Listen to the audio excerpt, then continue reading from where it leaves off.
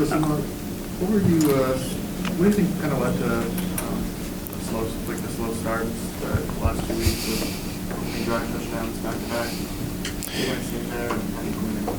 Yeah, I mean, it's been 4 weeks in a row that it's happened. You know, at this point, it's become unacceptable. I don't think that it's scheme. I don't. I think it's execution of the scheme. And I think that in the first two series of the games, the past couple weeks, there's just been too many mental mistakes. You know what I mean? It hasn't been a scheme thing, an execution thing. It's just been mental mistakes, and they're getting exposed out there on the field, and it's taking us 2 drives before we settle down and then start executing. And then once we execute, the product's a lot better. But we can't keep starting every game giving up 14 points before the first quarter's over with. Speaking of that, what happened on that first touchdown along with Mario Douglas when he came all the way across the field? Just a failure in communication. You know, things that we can just get better at, and things that we will have to get better at. And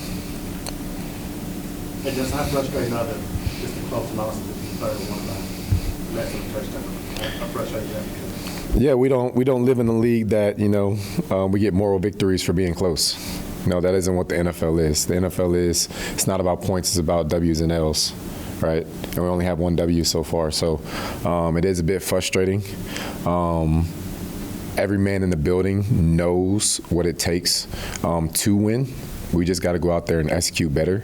I see myself as a leader, and I won't let this start breaking the team down. No, we're not going to allow this to turn into something. We're going to start pointing fingers at each other. And I know that the internet and everything is going to be one to tear us apart. But the most important thing is that the team stays as a team on the inside of the building. That's what I'm going to continue to push, because as long as we stay together, we'll always have a chance. And I think that if we eliminate the mistakes, we have a chance against anybody. Seriously, but we don't stand a chance if we're shooting ourselves in the foot, right? So there's just too many mistakes across the board. If we clean those up, we can play a lot better ball than what we did today. How do you go about keeping the team together? What's the method of doing that? Just talking to the guys? Yeah. First of all, every play that was a quote unquote bad play is all 11 guys' fault. Every one of them. It's not pointing the finger at one guy here or one guy there, because there isn't any one of us that played a perfect game today, right?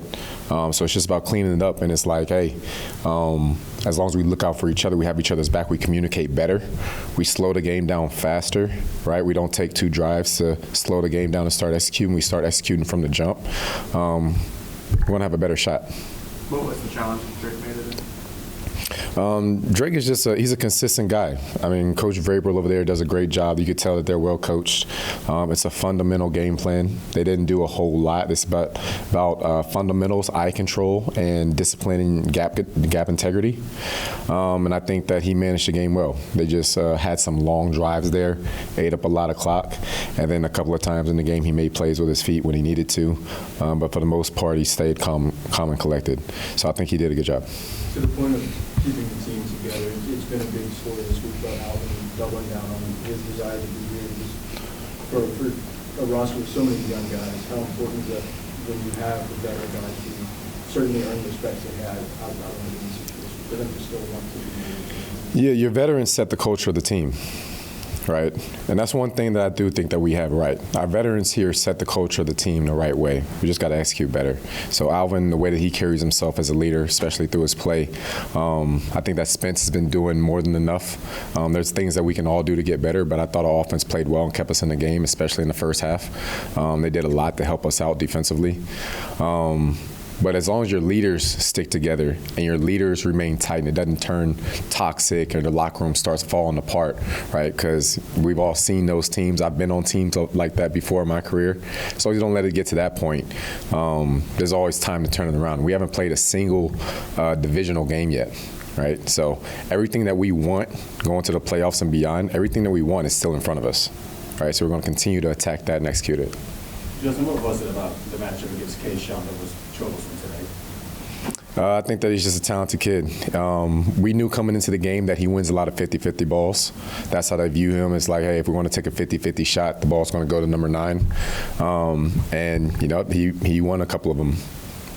And, yeah, that's what happened.